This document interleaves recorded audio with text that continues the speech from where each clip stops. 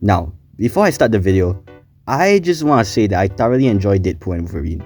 I think that is an above average movie that has slightly more pros than cons. If you disagree with me and think that it's more than just a 6 out of 10 movie, you can keep that opinion and I can keep mine. Okay? Okay, good. Also, there'll be spoilers in this video, so continue at your own risk. With that being said, I think that Deadpool and Wolverine is a tad bit overrated. Yeah, I know, I'm in the minority for this one.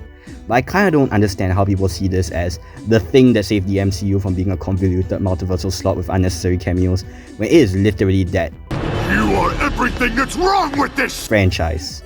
If anything, Captain America Brave New World is the thing that saved the MCU from being a convoluted multiversal slot with unnecessary cameos, because it is a more grounded movie with characters that go through actual meaningful arcs, following what the previous installments had already set up. I'm not saying that Brave New World is this perfect superhero movie, far from it, but I'm saying that it doesn't deserve the hate, and I think that it's definitely one of the better MCU movies, unlike Deadpool and Wolverine. So let's talk about why I think Captain America Brave New World is a real return to form, and why Deadpool and Wolverine, while fun, might not be the savior that people claim it is.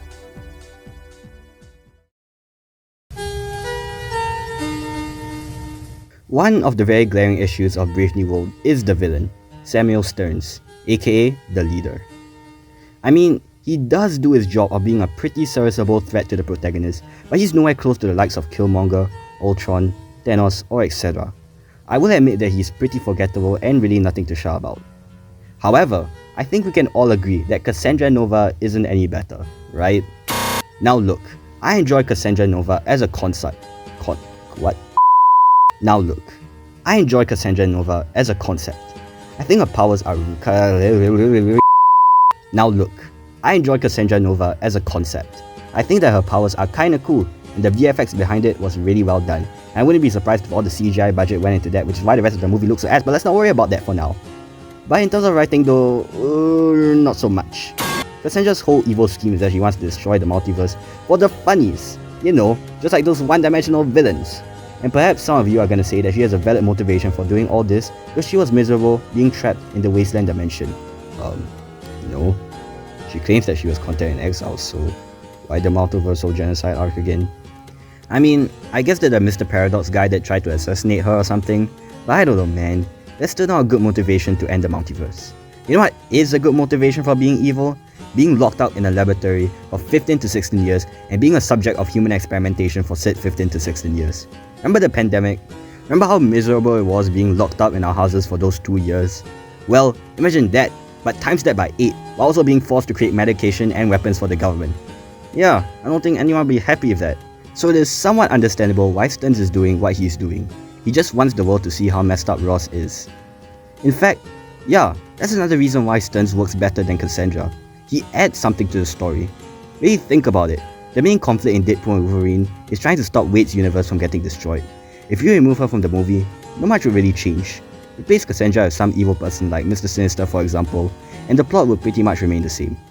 The only time Cassandra Nova gets something important to do is when she's almost dying and Logan convinces her that she should help them. That's a pretty wholesome scene, right? It shows the heroic side of Logan while also giving Cassandra a little redemption arc.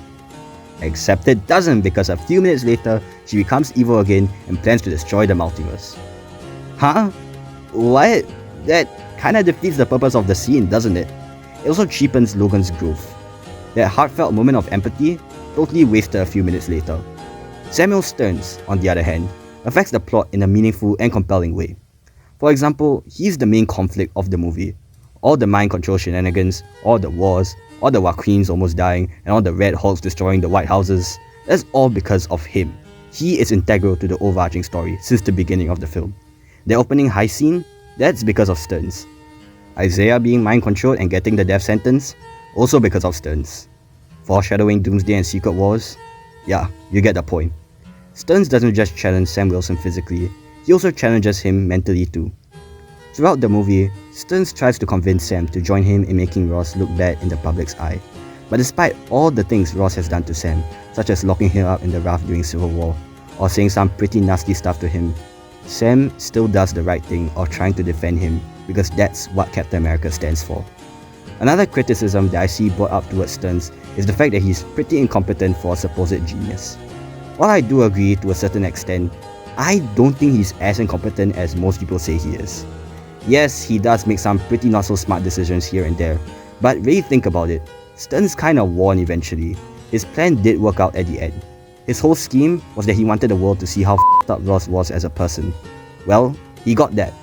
Ross is now no longer a political leader and is locked up in the raft. Sure, Stearns is locked up in the raft too, but at least he got what he set out to do. Which is something that can't be said about Cassandra Nova. Honestly, that's even more embarrassing. I mean, for goodness sake, she can effortlessly rip people's skins off, phase through objects, regenerate, she can practically do anything. She got powers rivaling the likes of Sentry.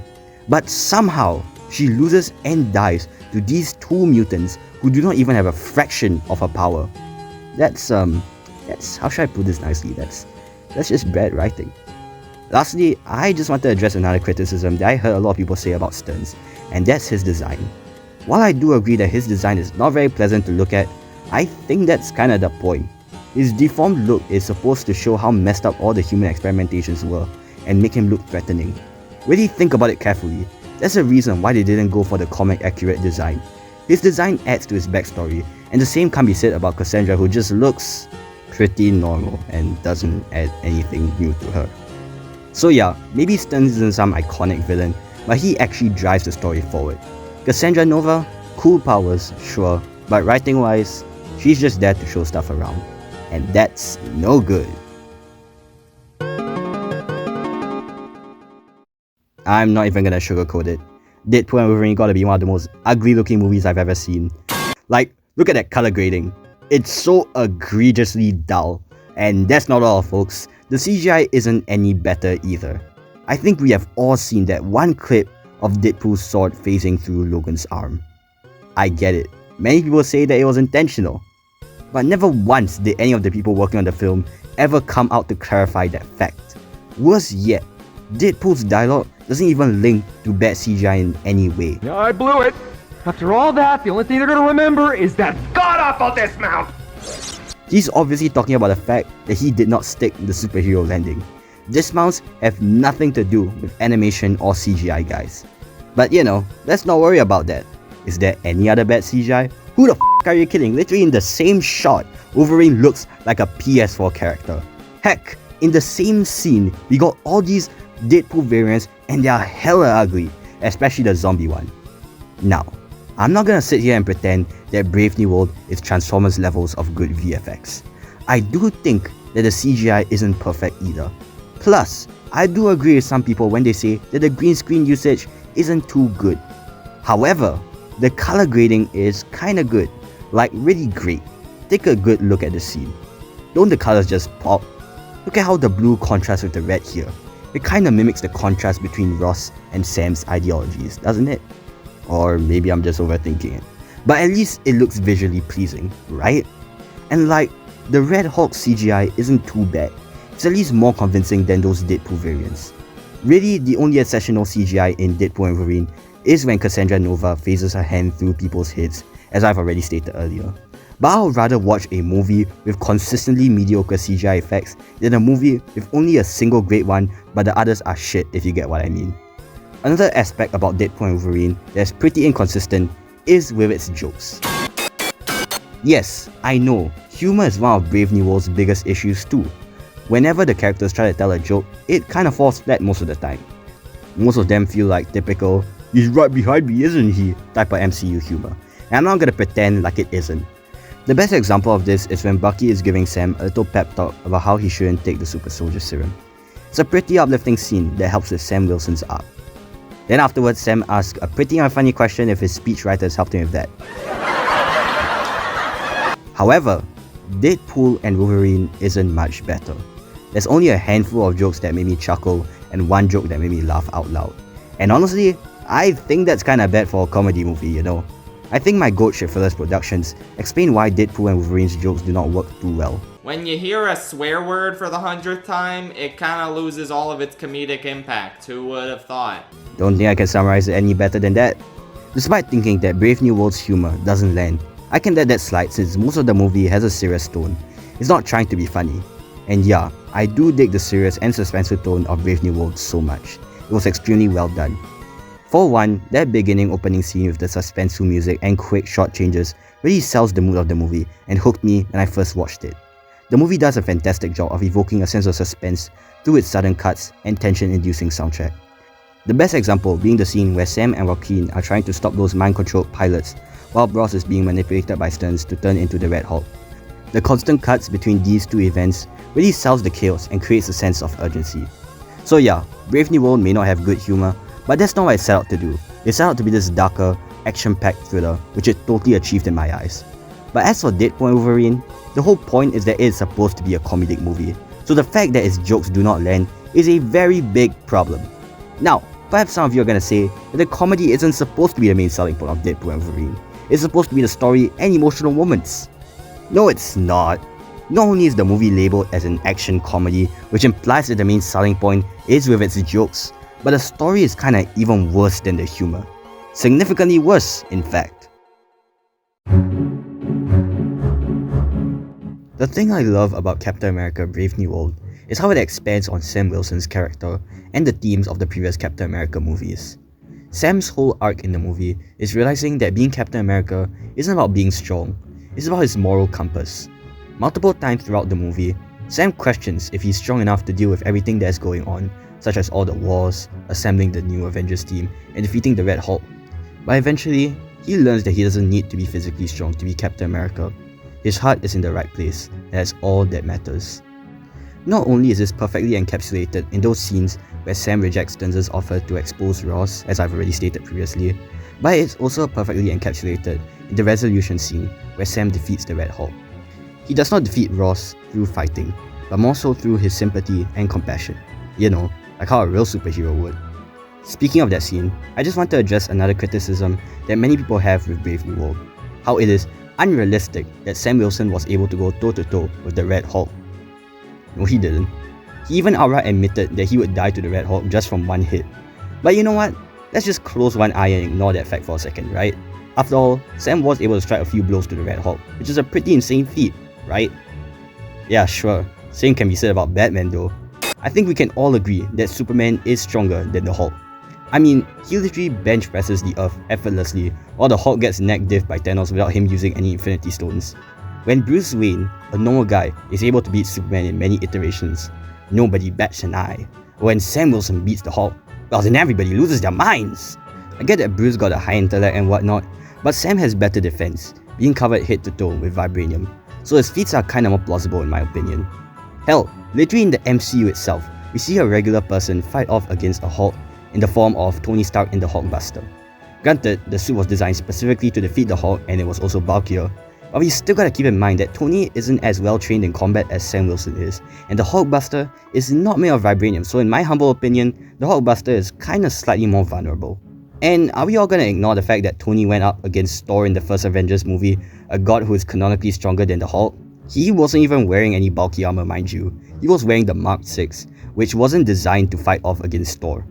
So yeah, if you all want to nitpick on the fact that Sam Wilson wouldn't be able to beat the Red Hulk, please nitpick on Batman and Iron Man 2, because those two are just as, if not even worse. Plus, this is a superhero movie for crying out loud. Ain't nobody gonna go to a superhero movie expecting it to be realistic. Plus, if you all really think that that's bad, let me remind you that Deadpool and Wolverine's resolution is probably even worse. The resolution of the movie is how either Wade or Logan have to override the Time Ripper machine or something, but if they do so, it will kill one of them because of the antimatter. However, they are both able to make it out safely, because according to Deadpool, it would have killed one of them, but not two of them. Really? Not a single person in the TVA thought about that idea even though it was kinda obvious? Not only that, but I do not think that Deadpool and Wolverine's healing factors combined would be able to stop antimatter strong enough to destroy timelines, you know?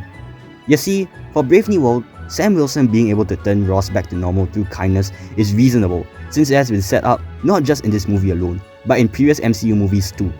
For example, in Age of Ultron and Thor Ragnarok, we saw how Natasha's comfort was able to turn Bruce back to normal. Additionally, throughout the movie, we see how Ross feels strongly about Betty, so Sam Wilson using her as a way to calm Ross down is a great way to execute the setup. But as for Deadpool and Wolverine, they never set up the fact that they could withstand the full force of a Time Ripper, so like, the resolution kind of feels like something the writers pull out of their asses for plot convenience. Some fans did say that Wade and Logan were able to overpower the Time Ripper through the power of friendship. That kinda makes it even more stupid and cliche, doesn't it? Anyway, I got a bit carried away back there. Where was I again? Oh right, yeah, the overarching message. Remember that one iconic quote from Captain America, the First Avenger?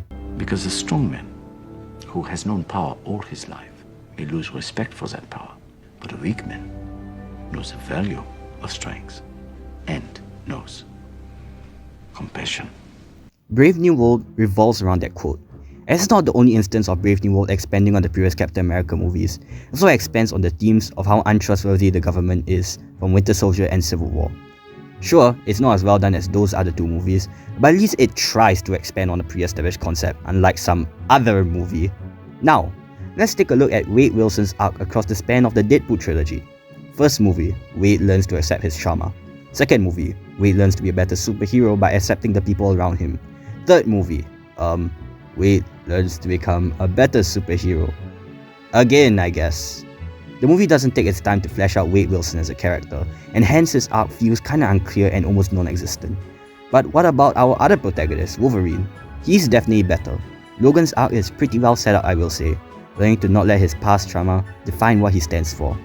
But there's one major issue with that. It does not expand on his character from the X-Men movies.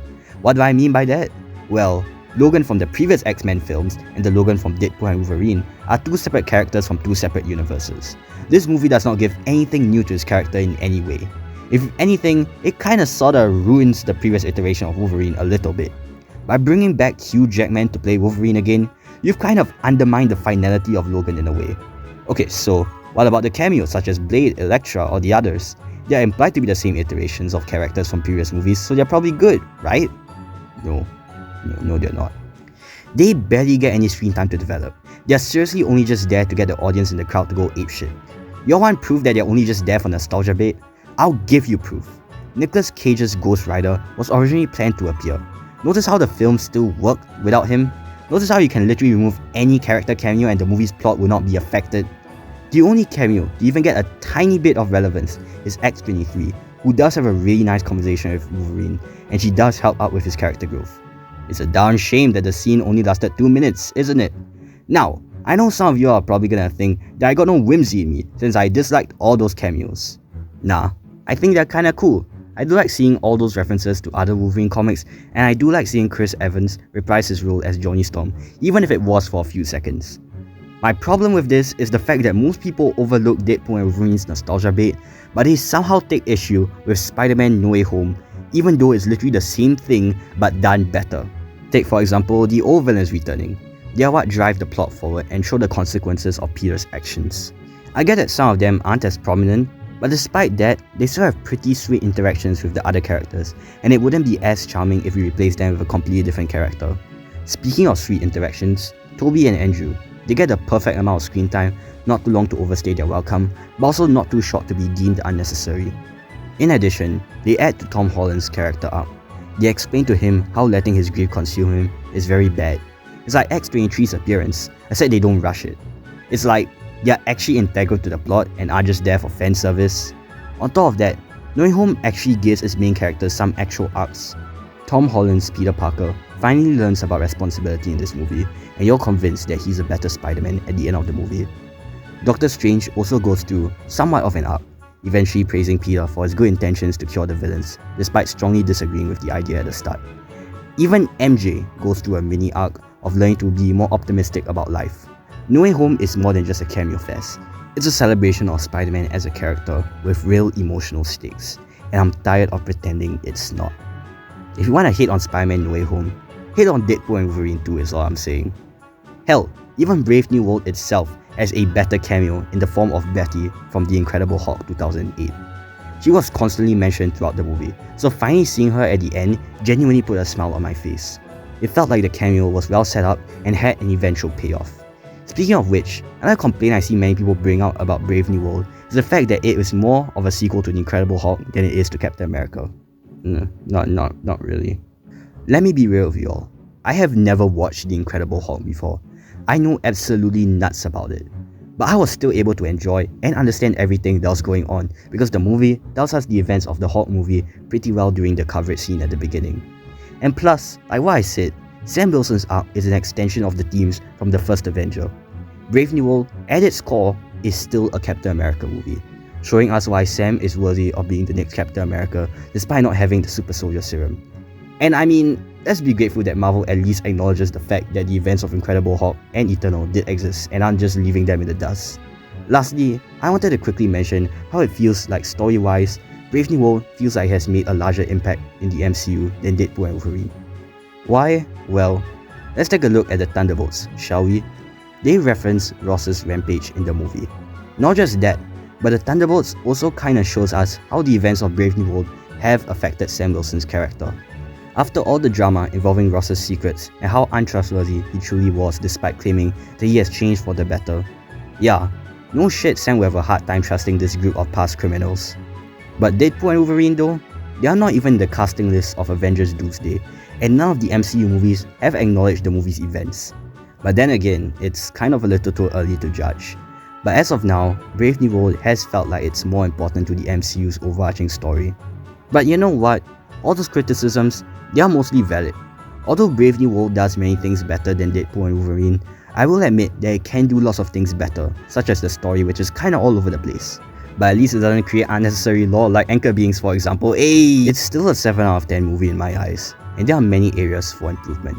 However, there's one thing about Brave New World that some people take issue with, which I think is extremely invalid. Sam Wilson doesn't deserve to be Captain America. It's the dumbest complaint I've heard about Brave New World, because that's the whole narrative conflict of the movie. I've said this many times and I'll say it again. Sam Wilson's whole arc in this movie is learning that he is Captain America. Captain America was never about his strength, speed, durability, IQ, battle IQ, abilities, height, combat defense, endurance, experience, agility, stamina, skills, feats. It was always about his kindness, his humanity. Man, I think that's what director Julius Ona meant when he said that people hating on this film misinterpreted it. Because by saying that Sam Wilson shouldn't be Captain America, you pretty much misunderstood the whole point of not just Brave New World, not just Falcon and the Winter Soldier, but also Sam Wilson as a character. Plus, don't blame this movie for making him Captain America, blame Avengers Endgame. Endgame was the film that assigned Sam Wilson the role of Captain America. Brave New World was simply continuing where it left off. Stop faulting Brave New World for something it has zero control over. Well, actually, Nimwit, Bucky Barnes or John Walker should be Captain America, because they have super soldier serum. Just say you're racist, bro. Just say you prefer your Captain America to be a white murderer than a black war veteran. Just admit that Julius Oda was right and you misinterpreted Brave New World. And really think about it. If either Bucky or John Walker were to be Captain America, you wouldn't have gotten them in the Thunderbolts. And considering how both of them were really good in this film and had great chemistry with the entire team, are you sure you really want that? I get it. In most comic iterations, Bucky was the successor to Captain America. But it's not like Sam being Captain America in the comics is an alien concept. On top of that, this is the MCU, not the comics. The MCU has deviated from the source material many times, and sometimes, most of the time, it works every time. Sam Wilson has proven himself that he is the most worthy of the Captain America mantle. Take for example Civil War, where there was one part in which he gives instructions to both Steve and Bucky, proving that he does have leadership skills. So overall, no matter how you were to look at it, the criticism that Sam Wilson shouldn't be Captain America is extremely invalid and a little offensive to a certain extent. I usually do not say that an opinion is invalid, but this is an exception because by saying that, you're undermining what Captain America stands for and why people around the world, not just in America, look up to him as a role model.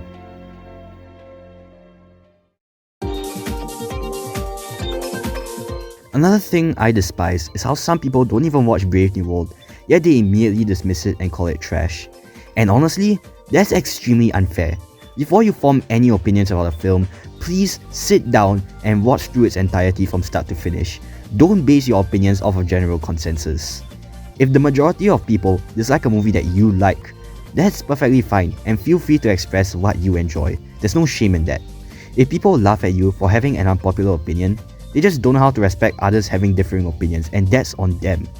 I personally feel that as long as you can bring up actual solid evidence to why you like or dislike something, or as long as your opinion doesn't harm others, you are entitled to it. So yeah, don't let anybody tell you what you can and cannot enjoy. Form your own opinions, and break free from the same applies to me too. Don't take any of my analysis videos as gospel. I'm simply just sharing my thoughts with the public, and it's perfectly fine to disagree with me. Just support that disagreement with actual good points is all I'm saying. In summary, I think that Brave New World is better than Deadpool and Wolverine. However, they are both nowhere near perfection, and honestly, neither is Thunderbolts if I'm being real. But I will say that those 3 movies are signs that Marvel is taking a step in the right direction. Marvel hasn't made anything below a 6 out of 10 these past 2 years, which is pretty impressive I will say. It feels like Disney finally isn't saying, "Oh boy, shut up, more content Feige, shut up, more content for my streaming machine, haha!" And that's a good thing. It genuinely seems like the MCU is finding its footing again after Endgame, and I, for one, can't wait to see what the future of this franchise has to offer. Thanks for watching, and good night Earth 1218.